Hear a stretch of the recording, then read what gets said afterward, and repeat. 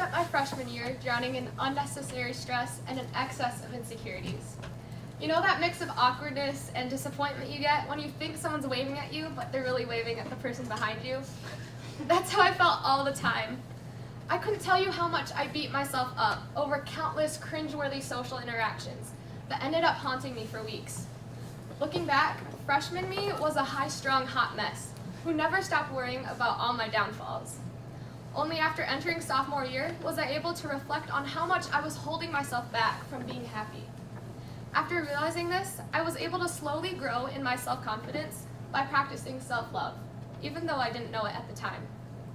It's safe to say there's a lot of pressure surrounding our lives. The stress and insecurities that high school offers can be difficult to deal with in a positive way. We often turn to self-criticism in response, casting aside our achievements. Practical self-love is the best solution because of many sustainable benefits, such as lowering stress and increasing our resilience towards failure. By adopting practical self-love into our lives, we can create a positive mindset when facing the many problems and insecurities that are thrown at us. We all want to be happier and more successful, but there's an endless amount of fears and limitations that can get in the way of us reaching this goal. I asked 50 students to indicate their biggest source of stress, and the results clearly show a diverse array of causes.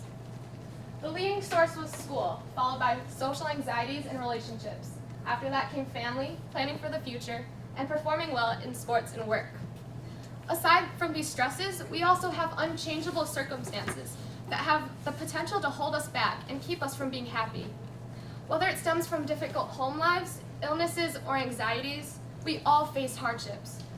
If we let ourselves believe that we aren't good enough to rise above our limitations and insecurities, we waste our lives wallowing in unhappiness and self-pity, and that fixes nothing. So how are we supposed to deal with the countless challenges thrown at us? According to life coach Keith Harrell, we're left with a straightforward decision. We can choose an inner dialogue of self-encouragement and self-motivation, or we can choose one of self-defeat and self-pity. In other words, if you don't have a healthy mindset towards yourself, the stress and problems you carry can easily consume you and make your goals seem hopelessly unachievable. In order to start seeing ourselves in a positive and accepting way, we must learn to use practical self-love. So what is practical self-love in the first place? There are quite a few stigmas involving self-love because it's often painted out to be corny and mushy or unreasonably extravagant.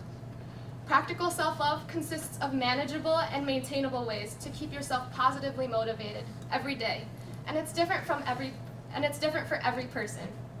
For me, it meant accepting that I was a little awkward and a little weird, and that's nothing I should be ashamed of. Convincing myself to embrace this was a gradual process, and it involved repeatedly reminding myself that making mistakes is okay, and I'm never going to be perfect. Maybe for you, it means to stop comparing yourself to others, or giving up the need for others' approval, or maybe even setting aside time each day to reflect and clear your head. The one thing you have to remember to start practicing self-love is to face failure, stress, and insecurity with an understanding that everyone has weaknesses, and only you can change your perspective on them. Above all, it means treating ourselves as we would a friend, according to psychologist Dr. Emma Sapala. If we tell ourselves this, we create a healthy, happy, positive mindset that will help us gain a higher well-being for us in the long run.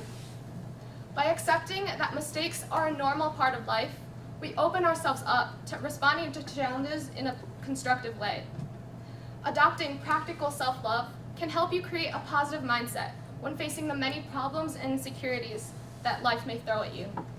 The stress that comes from all of our challenges can be extremely overwhelming, turning our lives into an endless cycle of self-criticism. To deal with this pressure, the best solution is to create a maintainable, positive mindset through practical self-love. We waste too much time tearing ourselves down for not being good enough. Overcome your limitations through self-love by accepting your downfalls and tackling your insecurities in a patient, constructive way. I'm so thankful I'm no longer the high-strung, hot mess I was as a freshman. With persistence, I was able to fix my lack of self-confidence and change my response to failures. Of course, I still have bad days where I end up hating myself a little bit for making some stupid mistake or failing at something, and you will too. But now, when I start feeling that familiar mix of awkwardness and disappointment, I'm glad to say I can bounce back and deal with it infinitely better than I used to.